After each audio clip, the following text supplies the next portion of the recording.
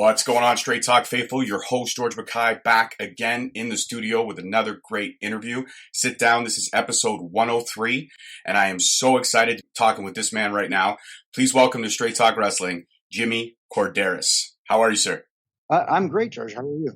I'm fantastic, man. I like we said just before we went on the air there, because we're pre-recorded, but just before I push record, I just say it was an honor to sit down and talk with you. I mean, you got a 22-year career in WWE, and that's incredible. You've seen a whole lot of things. You've lived a whole lot of amazing memories, and your book, 3 Count, is absolutely fantastic. I actually just finished reading it last night in preparation for this, and I gotta say, man, it was a seamless read. It was like beginning to end. You try to pick up a book, you hope you get into something for 10 minutes, and you end up reading for like 2 or 3 hours. I couldn't put it down. It was absolutely fantastic. Oh, I appreciate that. Thank you. Some coming from that world, I'm not a writer per se, and it's funny you said that because that was my big concern. I go like, I'm not a writer. I'm not a, So will this come off the way? I guess, to be honest, and not to toot my own horn, but one of the biggest compliments I got was from a friend of mine that I'd worked with for many, many years who read the book. And he just said, while reading it, he could almost hear me as he was reading it, basically that was my words coming out of my mouth. Yeah, that's the way it felt like to me. It felt like we were kind of in the same room and you were just sharing all these stories with me. It was incredible, and you touched on a lot of great points. And like I said, kudos to you, man, because it's not easy to write a book and put yourself out there, but you did, and it's fantastic. And it was quite refreshing to read a book from a former employee that doesn't really have an axe to grind, more of just complimenting his time within the organization and his time in the business, which was honestly, man, it was just a fantastic read all around. Well, I appreciate it. And like I tell people, I try to be a glass half full kind of guy, and I don't want to paint a picture like the entire 22, 23 years, whatever it was biscuits and gravy. There's an old Festus reference, but but you know what I mean? How lucky was I? I mean, like, sure, there were times where you were going like, oh man, I wish I could just go home and cry. You know what I mean? Mm-hmm, But mm-hmm. that's everywhere. So getting to do something you love, how lucky is that? It's pretty lucky. It's more so much like me with this podcast. I started 2 years ago, and I've been absolutely blessed to have talked to the people I've spoken to, and now I can add you to that list. Oh, well, I'm honored. Holy crap.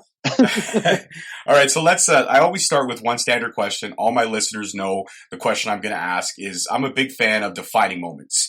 Everybody has that moment where they kind of fell in love with the wrestling business, whether it be a match or they ran into one of their favorite wrestlers at a convention, or they saw him or her walking down the street. Do you have your defining moment when you fell in love with this business? I think if I had to pick one, I want to say very young. I want to say like 9 or 10 years old. I don't remember how old I was, but there was always, like, as a kid watching and stuff like that. And I know there are times as a teen that I was watching where I said, yeah, this is it. But when I was like 9 or 10 years old, they had a card way back when at Varsity Stadium, which is no longer existent. I don't think it's still there. Anyways, here in Toronto, it was an outdoor show, and the headline match was for the NWA World Heavyweight Championship. It was Dory Funk Jr. defending the title against the original Sheik. My neighbor and his dad took us to the event, and we were up in the cheap seats, of course, way back where. But my friend Billy and we snuck onto the field, and we were like right up there, right on the grass, like as close as you can get, watching from that angle. And although it was a little bloody because it was the Sheik, still it was like, man, this is incredible. And ever since then, it was like, I got to get to more. And fortunately, my older brother was able to take me to some of the events at Maple Leaf Gardens. But I think that time at Varsity Stadium where we, kind of snuck up and got really close, I think that was when I said, yeah, this, I got to be doing this more often. I got to be coming to this. Yeah, that's a great defining moment to have, man. That's pretty special. And like you said, I mean, it wouldn't be a Sheik match without a little bit of blood, for sure. So I know you broke into the business, and one of your first matches was, I believe, actually was your first match, if I'm not mistaken, if I've done my research correctly. Special Delivery Jones versus the Red Demon back at Maple Leaf Gardens. How was that like to call your first match at a big arena in kind of your home city? Like that must have been a surreal moment for you. Yeah, and not to be this guy, but it wasn't actually Maple Leaf Gardens. It was actually just north of Toronto in Newmarket. It Oh, was at the time they were the home of the Baby Leafs, the farm. But yeah, it was in Newmarket, and fortunately for me, SD was a friend. And when I found out that day, after if you've read the book, you found out that I didn't get much training beforehand. no, I was going to actually ask you about that next, but yeah, absolutely. Yeah, no, you said you were pretty much green. Yeah, like I was told the get your ref gear and carry it with you, and I didn't know enough to ask people to help me out. So one day, Chief just says to me there in Newmarket, says, "You got your ref stuff with you?" And I said, "Yeah." He says, "Well, put it on. You're refing tonight." And I'm not going to say no, but at the same time, I'm like thinking to myself, what do I say? And I just said, "Okay." And he said, "Okay, you're refereeing SD Jones versus the Red Demon, who was Jose Luis Rivera with mask." He says, "Get with them. They'll let you know what you." I went, "Okay." And I went to SD and I said, "SD, I'm reffing your match tonight." He says, "Oh, great." I've never reffed a match before. He said, "Don't worry about it. I'll take care of it. Just listen to me. You'll be fine." And we got through it. And I figure I was pretty much like a robot the entire time, but he talked me through it. And, and even working in a spot where he was using, where, the Red Demon was using a foreign object, sliding it into his mask, and he talked me through how not to see it and that sort of stuff. And then, after that, it's like obviously you're still nervous afterwards going into matches, but at the same time, that first one is like, uh, how do they phrase it? You never forget your first time. Absolutely. No, that's, yeah, 100%. That is definitely the cliche saying. So, I mean, it must have been surreal though. I mean, just to be out there in front of that crowd, like taking it all in, whether it had, 20 people in front of it or 1,000 people, just taking in that crowd. And then of course going and working and then standing in front of arenas. I mean, WrestleMania matches. How loud does some of those crowds actually get when you're in that ring? It's funny because, and this might sound like a cliche, but a lot of times I get so wrapped up in what I'm doing and trying to concentrate on the match itself that sometimes, not always, but sometimes I don't hear it. And people say, "How can you not hear it? You're in a stadium, you're in a big arena, people are screaming and yelling." Man, it's hard to explain, but in that moment, I don't hear it. And then other times, it's like, "Wow, listen to those people! This is awesome." It's hard to explain like exactly when those moments are because you don't. I don't consciously think, "Okay, let's see if this gets a reaction." I know the guys are thinking that, but I'm not thinking that. I'm thinking different. I'm thinking, "Okay, let's keep this match flowing," kind of sort of thing. Absolutely, yeah.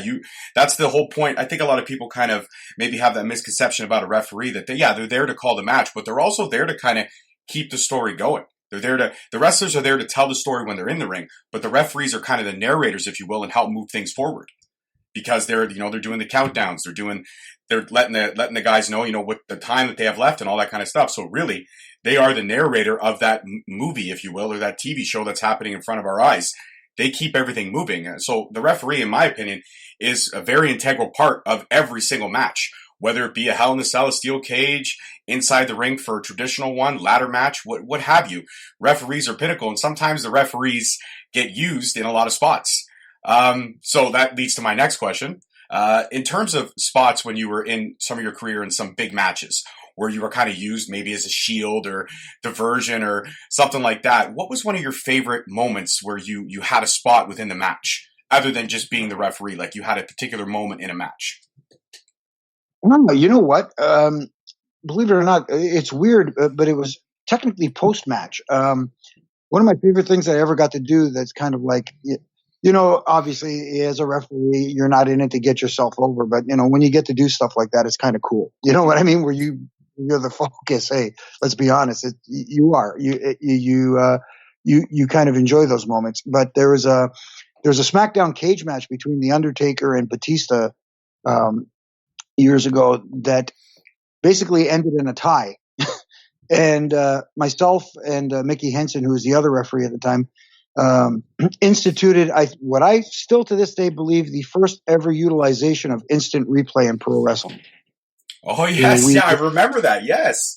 Yeah, so we went to the announce table and, chatted with Michael Cole and kind of told him, hey, tell him to put up the replay. Let's see if we can get a split screen, the whole bit. So, it kind of, that whole scenario focused on myself and Mickey, the referee. So I think for me, that was a unique utilization as opposed to, oh, you're going to be involved in this bump or you're going to be involved. Like, you know what I mean? It was completely different and unique, I think. Even to this day, I can't recall anybody using instant replay. I mean, I know John Cohn did it recently, but he was just on headset. So that doesn't count. Yeah, no, you're right. Now that you bring me back to that moment, yeah, that was the first and I believe only time that I ever seen it used. And you know what? I kind of wish in some scenarios they would bring that back.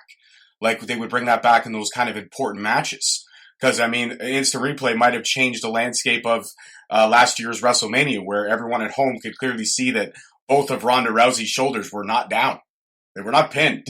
So instant replay might have came in handy if they were to utilize it then, right? Yeah, exactly. Maybe they could do it kind of like in the NFL, where they have some guy an official in the booth, or as I like to refer to, like I'm thinking of sending in a resume as the director of officiating. Absolutely. You know what? That's not a bad idea. That could be pretty cool. Have somebody in the booth, and maybe everyone comes back. Maybe we start bringing back managers on a full-time basis, and they all have the flag. So they could call it and they could say, we want the replay, review it. They can have that review button or token, if you will, to get back to looking at the screen to see if it might change the outcome of, like, not every match, but like I said, those big important matches. Right. That's not a bad idea. Like, obviously you don't want to use it too much because it kind of kills the flow a little bit. But at the same time, when you bring it out in certain circumstances, I think it can work. I absolutely agree with you. So in terms of your career, like we said, it spanned 22, 23 years. You were actually there during like the highlight of wrestling, as people like to call it, the best era, the Attitude Era. And it was the whole Monday Night Wars thing. You had WCW versus WWE. We all know the stories. We've watched the documentaries. We've done research upon research till it's been beaten like a dead horse. But in terms of your perspective, because this is one thing that always intrigued me, during that time period, I mean, every wrestler has kind of touched on like the atmosphere in the locker room and how everyone was so focused on the goals at hand. But what was the atmosphere back in the locker room for you in terms of watching this kind of battle between these two super juggernaut promotions at the time, going back and forth, trading ratings every week? What was the mentality backstage? Because 1 week you're up and then 1 week you're down. 1 week you're up, 1 week you're down. How was that in terms of keeping that whole camaraderie together? It's funny because, you would think that in my particular case, I paid attention to what was going on weekly. I mean, like I'd be at the arenas on Monday nights and hide in the trainer's room a little at times and kind of usually, we'd find a TV and put it on the competition. Okay, what are these guys doing right now? Okay, we're doing this right now. What are they doing? And in the TV truck, they've obviously got Nitro on a different monitor. At the same time, but it was very competitive, and even down to not only the referees, but even the TV crew and everybody was very competitive. And what it did do was, I think it brought everybody together a little bit more because in a business like wrestling where egos can kind of get in the way sometimes and personalities clash and that sort of stuff, I think the Monday Night War was actually beneficial in bringing crews together, if that makes sense. Everybody had a single goal. Everybody wanted to beat the other guys as much as they wanted to get themselves over and be a prominent player. They also wanted to beat the other guys. So that almost came first, which was kind of cool. Yeah, no, definitely. That was always, everyone had that same mindset. A couple episodes back, actually, I shouldn't say a couple, almost 50 episodes back from where we are now, me and my former co-host, we did an episode called What If? And the episode kind of talked about if certain big moments in wrestling hadn't happened or if certain things had played out differently.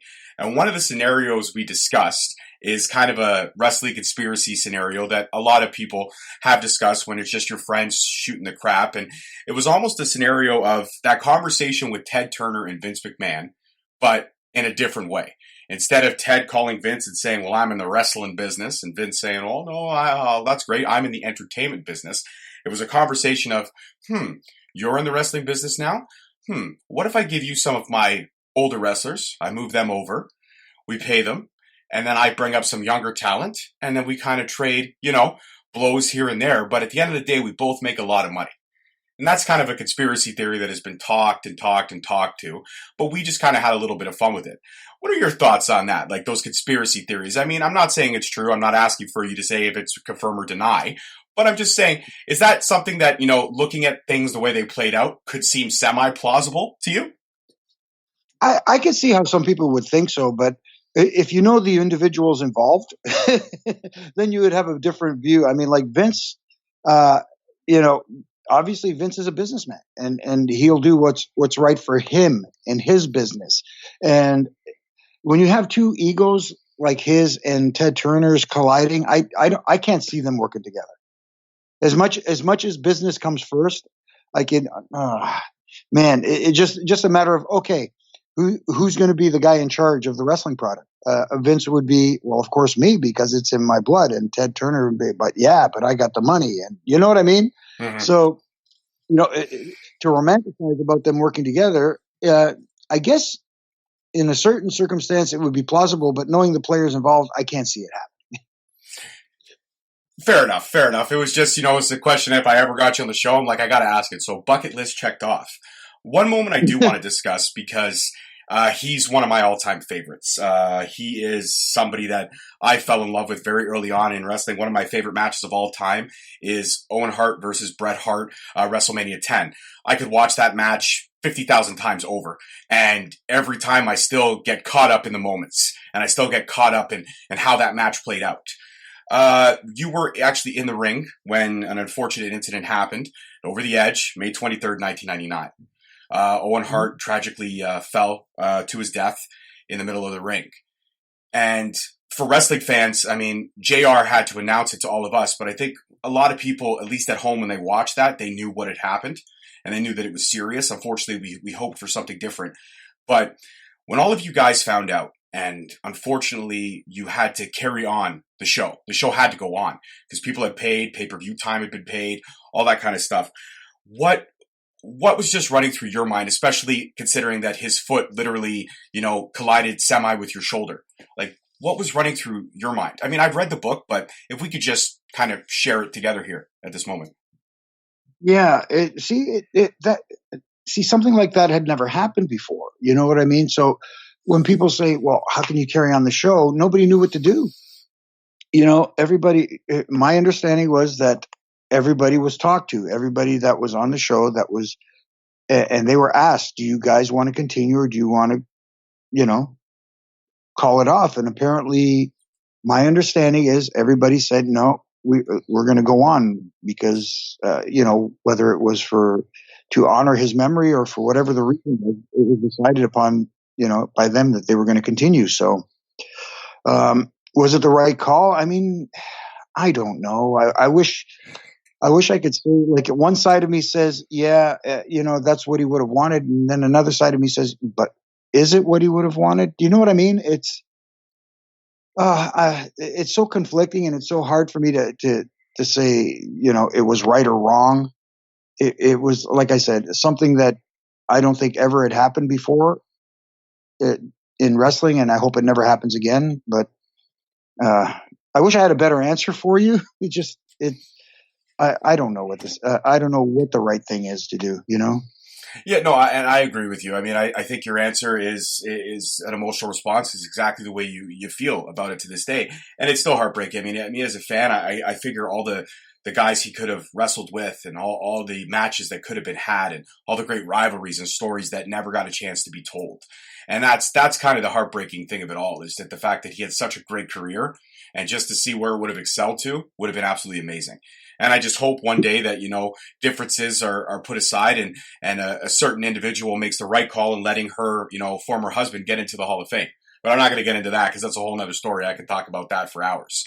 But one thing that does intrigue me, and I love it so much about the kind of backstage stuff, is the hijinks and the shenanigans and all the kind of fun stuff that you have. Because literally you spend, referees, camera crew, TV production crew, the wrestlers themselves, the McMahon family, a lot of times you spend literally 300 plus days a year together. Traveling the road, going from show to show. And sometimes you got to blow off a little steam. So a practical joke here, a practical joke there is definitely a way to relieve stress and tension and all that kind of stuff. In terms of when you were kind of backstage for those 22 years, was there ever a practical joke? You don't have to mention any names if you don't want to. But was there ever a practical joke that kind of got a little bit out of hand and things just got a little crazy? It escalated to a point where, it became a full out blowing brawl or anything in the back. Anything ever like that kind of happen? Oh boy. I know instances where guys got hot. I don't recall ever seeing a brawl or anything like that. I'm trying to think of something in particular. You talk about classic ribbers, and you mentioned Owen. Owen is classic. His ribs, I don't think anybody. It was almost like a badge of honor with Owen if you got ribbed by him. At least after you found out you got ribbed. You know what I mean? Afterwards, oh man, Owen got me. Yeah, yeah. You know what I mean? Because his were never malicious. You know what I mean? Some guys were a little more rowdy when it came to their ribbing, and pushed some lines. But I can't think of anything offhand. I wish I could, but I can't think of anything that got out of hand. Anyways. That's totally okay. I was always curious to see if there was anything escalated. Were you yourself ever the kind of butt end of a rib? Anything, kind of crazy ever happened to you with any of that kind of stuff? Well, yeah, actually I did get ribbed by Owen one night, and we were in a hotel. I don't remember where. I wish I could tell you where, but anyways, I get a call, and it's voice on the other side said, "Hi, this is the front desk calling." I said, "Yes." And he said, "Well, just wanted to call you and let you know your credit card's been declined." I said, "It has?" He said, yeah, you're going to have to come down and straighten this out. And this is 2:30, 3 o'clock in the morning. And I'm like, "Can't we do this in the morning?" "No, this has to be taken care of right away." And I'm like, "Oh, okay." So, get myself at least looking somewhat decent to go downstairs. And I go to the front desk. And I said, "Hi, I'm here." And they said, "Hi." And I said, "Yeah, I'm here to straighten out and they said, "Well, what's the problem?" I said, "Well, I'm, in room so-and-so, and somebody called." "No, nobody called." "Are you sure? Is everything all right with my credit?" "Yeah, everything's fine." Okay. So, yeah, he got me. When did you find out that it was him? Did you find out right away, or did you find out the next morning? Well, no, I found out the next day. We were at the arena, and when someone said, "Hey, everything okay with your credit card?" "Yeah, okay, I got you now." Oh, that's awesome. I love hearing the Owen stories. I can't get enough of those stories. Like I said, he's one of my all-time favorites, and he's somebody that, as a fan, I generally miss. So somebody who actually got to spend time with him. Missing him is probably harder, but you have those kind of moments and stories to kind of get you through, and you remember those amazing times. And that was it's pretty special. So we were just talking too about ribs and spending so much time together with the wrestlers, and then it comes to the point of family time. I recently have you on Instagram and Facebook, and I recently saw, actually I think it was last night. This interview is going to air obviously 3 weeks after we recorded here today, but you just celebrated your anniversary, so congratulations on that. How many years is it now? 20 years. Wow, yeah. That's incredible. My wife and I are we're celebrating our 12th next May. We'll be 12 years married. We've been together for 17, but 12 years married. So I hope one day to get to those milestones like you had yourself. But, in terms of, that's a long stretch of time together, and also a long stretch of time away. I don't know how your schedule was as a referee. I'm not sure if it's different from the wrestlers, but I'm sure you did work a hefty amount of dates. In terms of trying to keep the family together and finding the time, with your wife and, raising children, because I know you have a couple kids as well. How were you able to balance that and keep up your, the grind with being on the road, but also trying to find that family time when you had it? It is a delicate balance, but it's, there has, all credit goes to my wife. I give her all the credit because she understood, going into going into the marriage, exactly what she was getting into, because she knew the schedule. She knew what it was all about. And there has to be, and she also understood that it wasn't going to be forever. That it was going to be for a while, but it wasn't going to be forever. But, she, I got to give all the credit to her, because she's the one who had to put up with me being away so much, and she had to, shoulder a lot of the responsibility here at home. And then I'd be home for 2 or 3 days a week just to kind of like pick up the pieces really quickly before I had to go again. So I want to say it was difficult, but the difficult part was being away from home. That was the difficult part.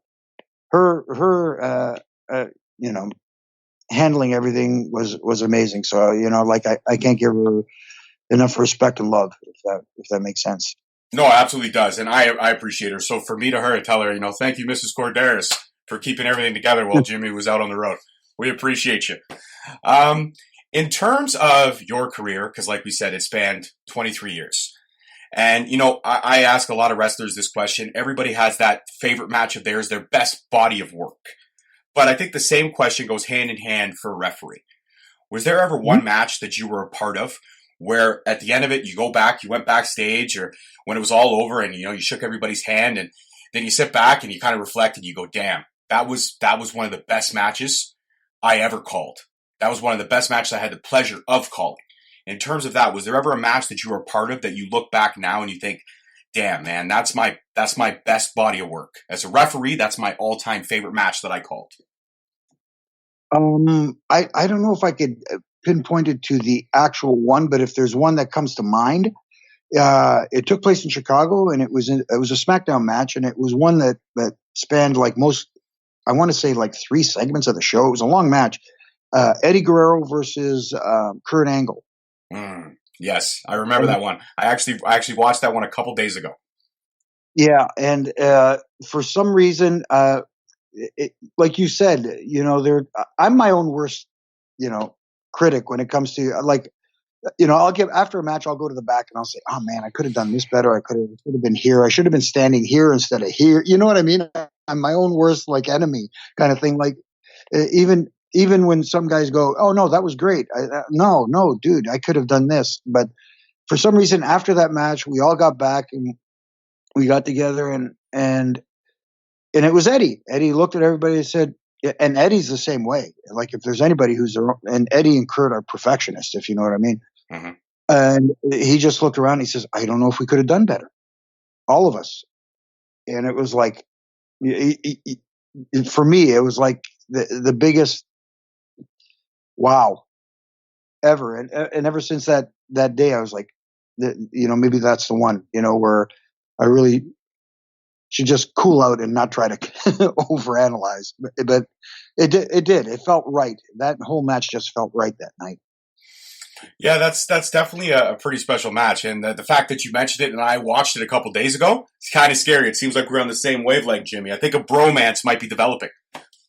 So maybe something's in the air. I don't know. So post WWE, now you're on Aftermath on a steady schedule there. Plus you do these awesome videos on Instagram, the Ref and Rants. I absolutely love them. I think they're so entertaining. I look forward to when I see them pop up. I'm like, sweet. I wonder what Jimmy's got to say. And a lot of time I agree with most of your points and I disagree with most of your points. But one point I do want to touch on is because I think it's an important moment, especially in this day and age in wrestling, is the evolution or revolution and then now the eventual evolution of women's wrestling. Because you were part of that Attitude Era. So women were, underutilized and not as much they are now, except for Trish and Lita. Those were the only two staples in that time period that were kind of holding things down.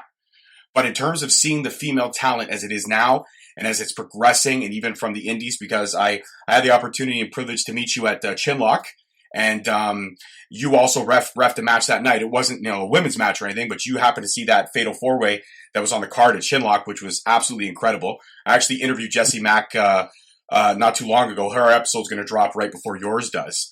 But we kind of talked about that match as well.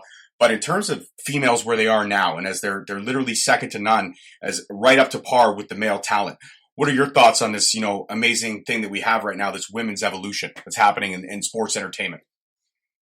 I think the biggest part of it, and I hate to refer to it this way, is we're getting past looks. Like everybody I hate to say it, but back in the day, women's wrestling focused a lot on appearance, and it kind of ignored talent, if that makes sense.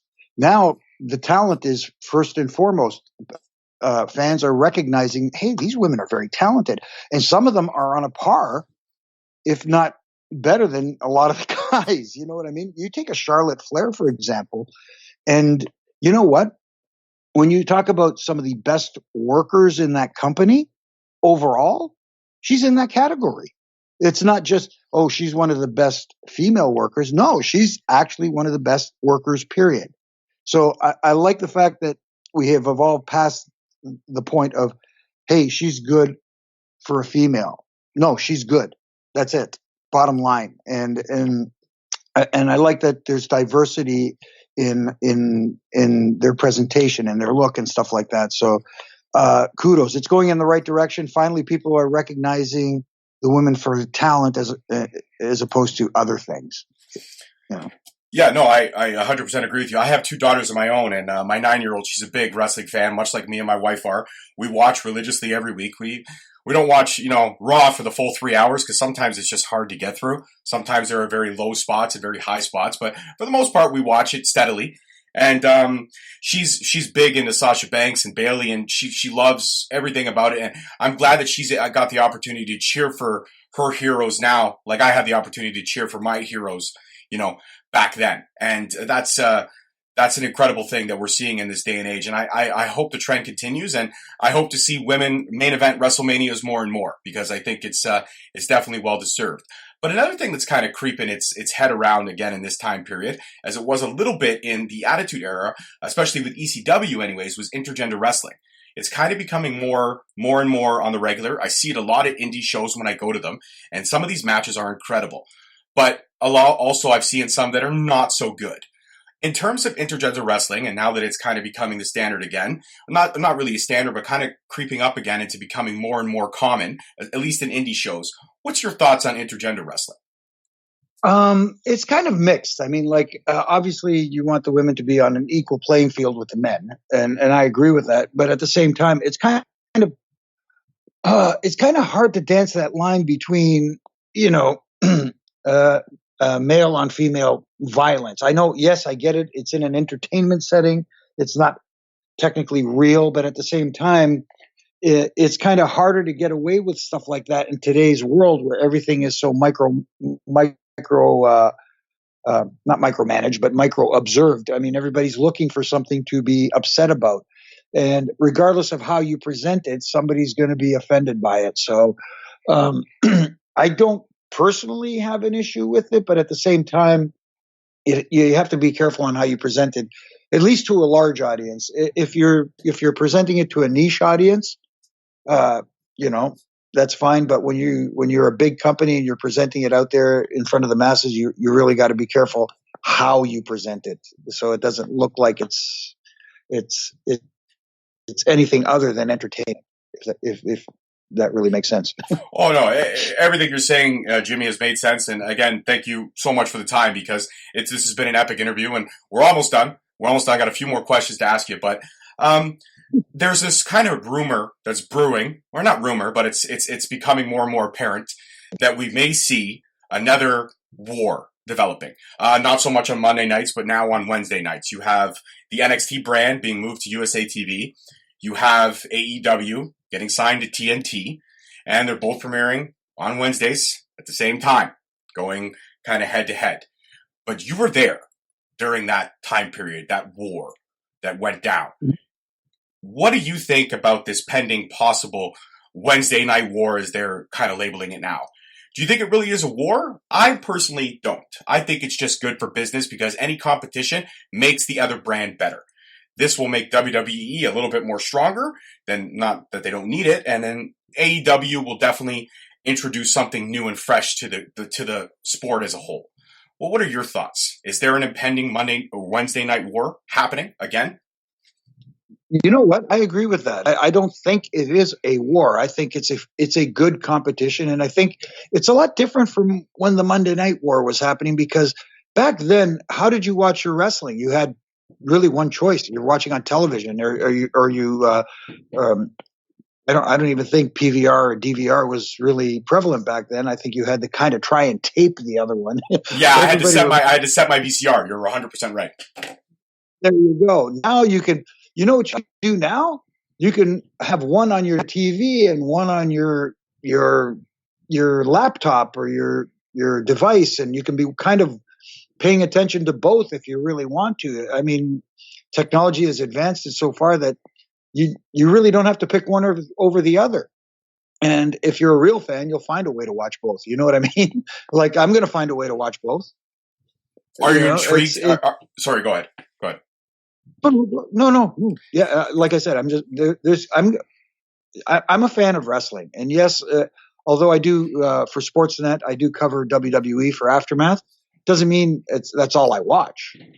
I mean, I try to watch as much as I can, especially, and also kind of play husband as well, which is hard. But do you feel that AEW, because they're bringing a lot of fresh names to the table, a lot of names that are big on the indie scene, but now they're kind of creeping up into the mainstream with their product and brand? Is there anybody at AEW that sticks out to you as a real special talent? Not so much the veterans like Cody and Kenny, the Bucks, Jericho, but any of these young guys that are coming up that you look at and you see, give this kid 6 months or a year and he's going to be something, he or she is going to be something really special. MJF.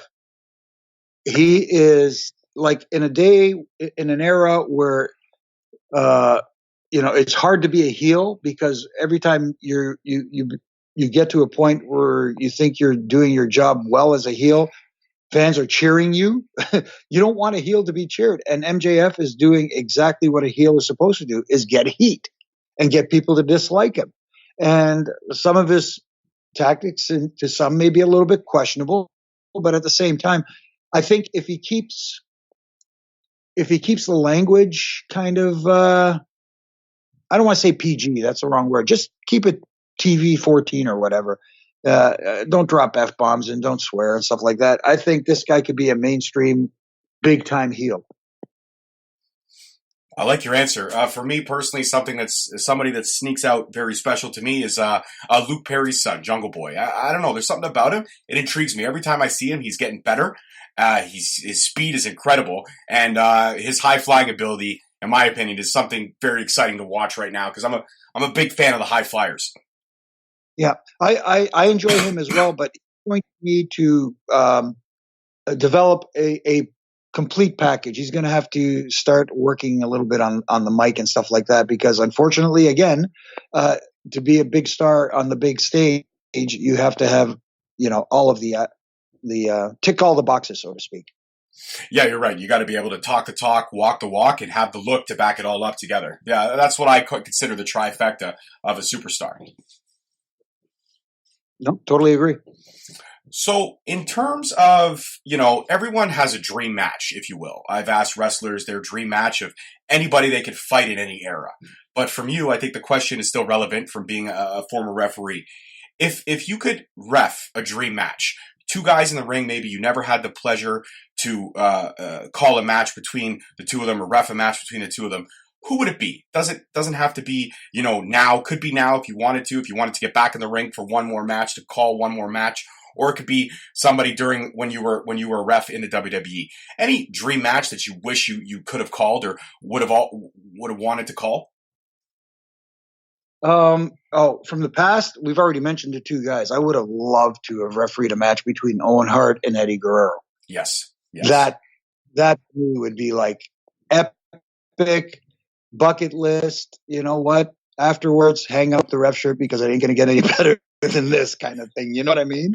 To me, that's how that match feels. And oh man, if there's somebody from the current era, yeah, man, I'm trying to think, but I, I, hmm, I don't know if there's anybody that fits that could even fit in that category today. And it's no disrespect to them.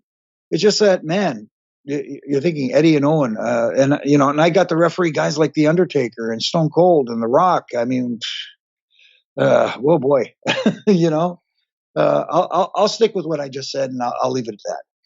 I love your answer. Absolutely, yeah. Those are two, and that's a match I wish I could have seen on a grand stage or even on a SmackDown or a Raw. And my final question: has there ever been a moment when you've caught up, or you're in the ring and you're doing your thing, you're counting the match, you're moving it forward, you're doing all the thing, and then somebody does a spot that maybe you were unaware of or you weren't sure, but it looks epic. Do you ever find yourself sometimes staring as a fan and being like, man, that was super cool, and then all of a sudden you're like, oh crap, I got to pin, I got to call the 1, 2, 3. Ever a moment where you kind of got lost in the match while you were part of it? Yeah, it happens. It happens a couple of times. There was one, oh man, who was it? He did the dive outside the ring, and it was so spectacular. I want to say it was Ray, and he did a dive outside the ring that was so spectacular. I forgot to start counting, and I could hear the producer in my ear, Jimmy, start the 10 count, start the 10 count. Oh yeah, right, kind of thing. It happens a little more frequently than people think. It's like. Not so much on a pinfall attempt because you really have to be on top of those things. But there are moments where I get caught up where I'm like, wow, that was freaking awesome. oh yeah, I got to do my job. Yeah, and you obviously had the best seat in the house because you're literally like 5 feet from where it happened. So I can see how you would get caught up in something like that for sure. Yeah, and every once in a while it'd be like, wow, I hope he's okay. And then you got to run out there and check on him, So. Absolutely. Well, Jimmy, again, thank you so much for the time today. It was an absolute honor and a pleasure to be speaking with you. And I want to let you know now that you are officially a member of the Straight Talk family. Anytime you want to come back on the show, it would be an absolute pleasure to have you. Hopefully we can run into each other in person and maybe sit down and knock another one out in person, with some better equipment because the Skype, it dips up and down. And you let the producers of Aftermath know if they're ever looking for somebody to fill in on a one-term basis, I would be right there if they ever need somebody else's fresh face opinion. I would be absolutely amazing to do that for you. Oh, I let them definitely. All right, awesome. Well, Jimmy Korderas, thank you so much. Go enjoy the rest of your Sunday. Say hello to the family, and again, happy anniversary from me and all the Straight Talk faithful to you. And it was an absolute pleasure having you on the show today, sir. Thank you very much. Thank you, George. I very much appreciate you having me on. All right, Jimmy, you take care. And again, enjoy the rest of your Sunday. And it was an absolute pleasure speaking with you today. Thank you so much for the time. All right. Thanks, George. Take care. Bye. Well, guys, that was Jimmy Korderas, legendary WWE referee. It was absolutely epic to sit down and talk with him, as every conversation I do is. Just being a fan and being able to talk to some of these legends or people who were involved in the business during special time periods, being able to talk to everybody that I've spoken to, and being able to share it with all of you guys. This was absolutely, again, amazing, as every interview is for me, because I think they're all fantastic. I hope you guys do, because you keep listening. Don't forget to check us out on the socials. You always get it a couple days before the episode drops to know which one is dropping. So again, thank you so much for your time. As always, I'm your host. You guys take care, and I will see you all next week. Thank you for listening. Tune in next week for another episode on Spreaker, Stitcher, Spotify, iTunes, Google Play, and iHeartRadio. Also follow us on Facebook at Straight Talk Wrestling, on Instagram at Straight Talk Wrestling, and on Twitter at _Straight Talk. And for all our merchandise, you can search us on ProWrestlingTees.com.